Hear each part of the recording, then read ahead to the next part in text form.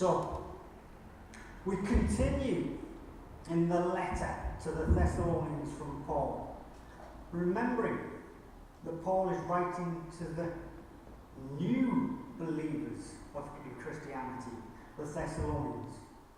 And just as anybody new to a role, they're full of questions, full of asking why, what does this mean, getting more detail on it.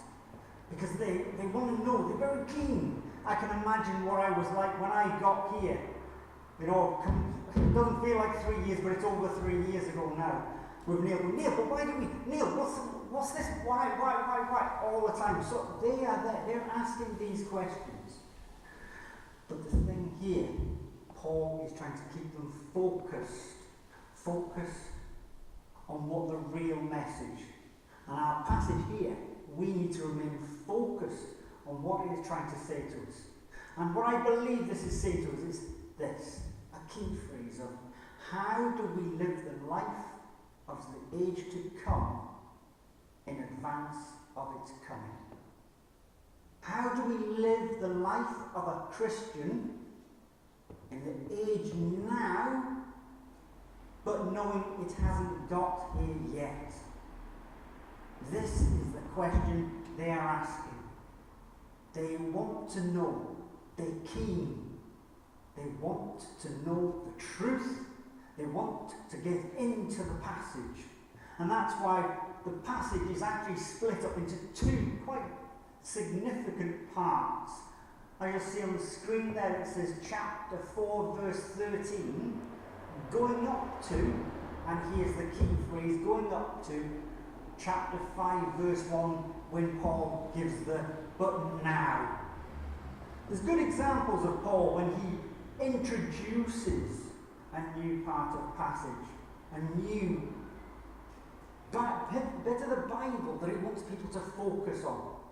A good way of describing it is, for those drivers, you know, if you're going up a hill, even more so if like me, you cycle, because it's more prominent when your legs have to do the work, I'll tell you that for nothing.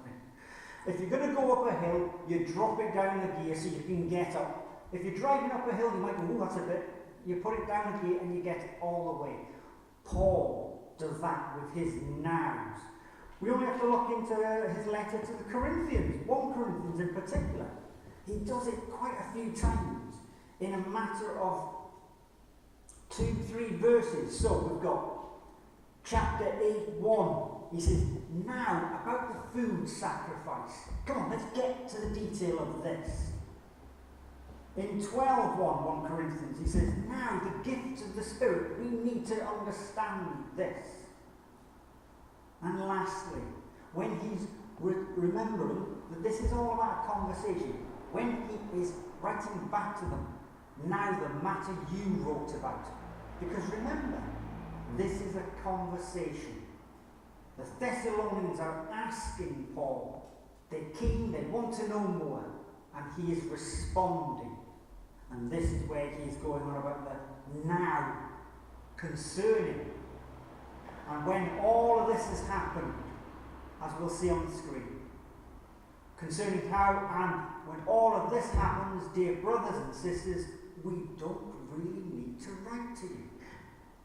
Now, with this, again, it might go, but that sounds a bit flippant. That sounds a little bit like, well, why does it kind of, all of a sudden, we want to know about this, but he's diffused it, he's pushed it out of the way. So let's get into that text and find out more about what the Thessalonians are asking about and Paul's response to it. They talk in the first few verses about when Jesus comes back, because they know he died for them and he will rise again.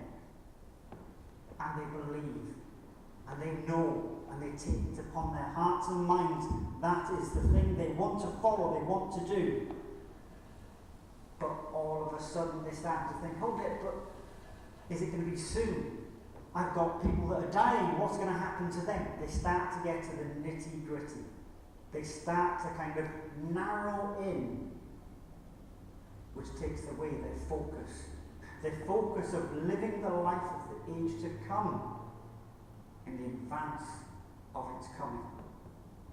That is what the problem here is Paul is addressing when we start looking at chapter 5, verse 1 onwards. That they don't need to know. We don't need to start looking at specific dates. We just need to know that Jesus came for us and he is our salvation.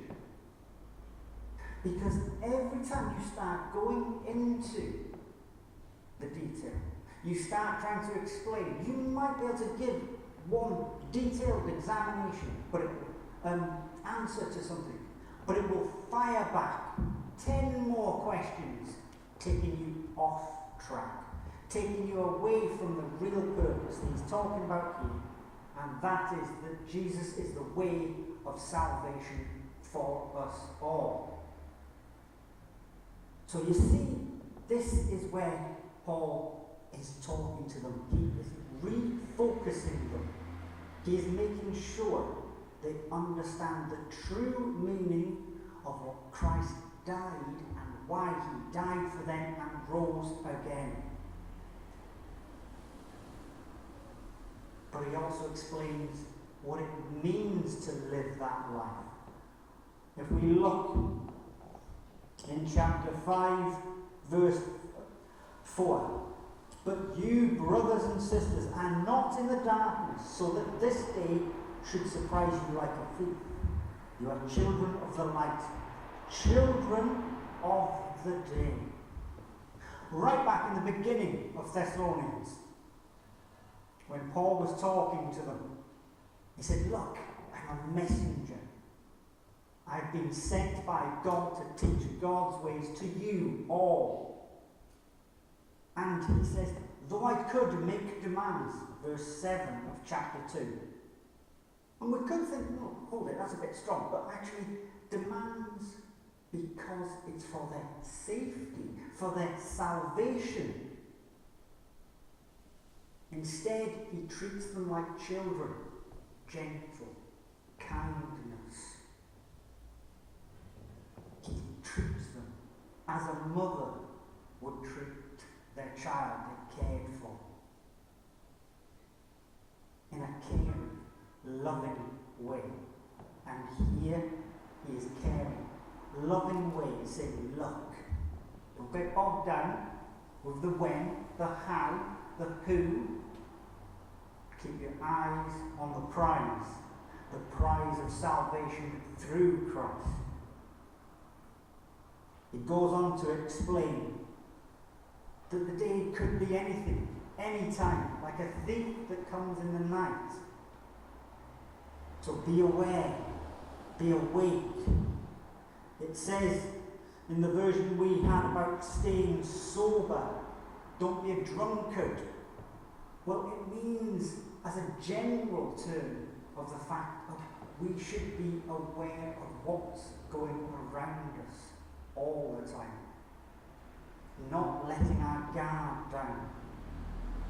Because that might be the day. That might be the moment. So how do we belong to the day? Put on our faith and love as a breastplate.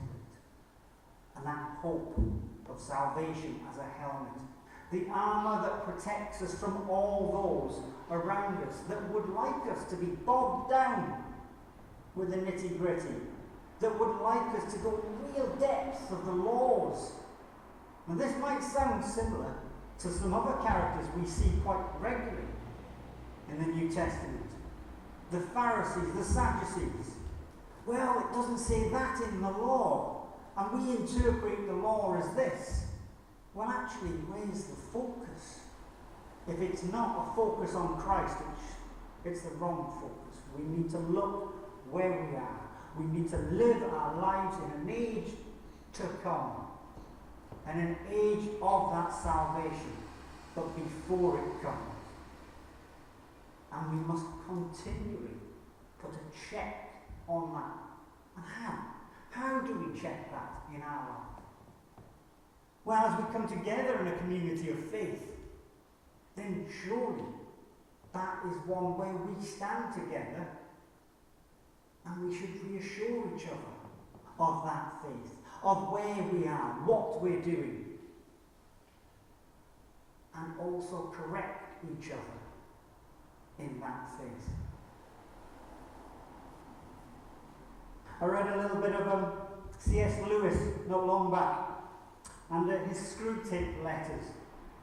I don't know if you know about this, but so it's a little booklet, and that's why I read it. Little booklet, and it talks about a senior demon and a kind of newbie demon.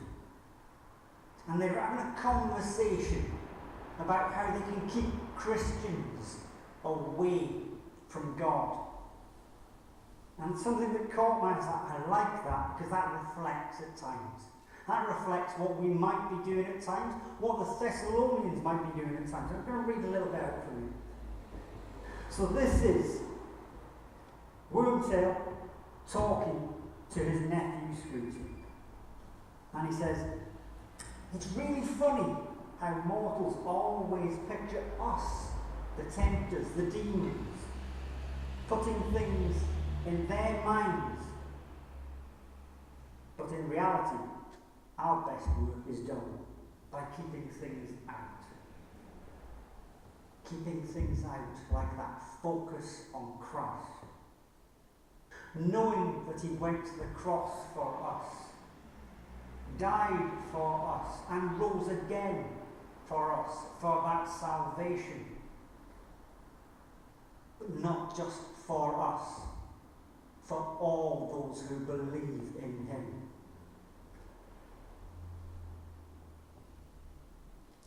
So, our passage, Paul, he corrects, he refocuses people so they can live that life of the age to come before it has come, in advance of its coming.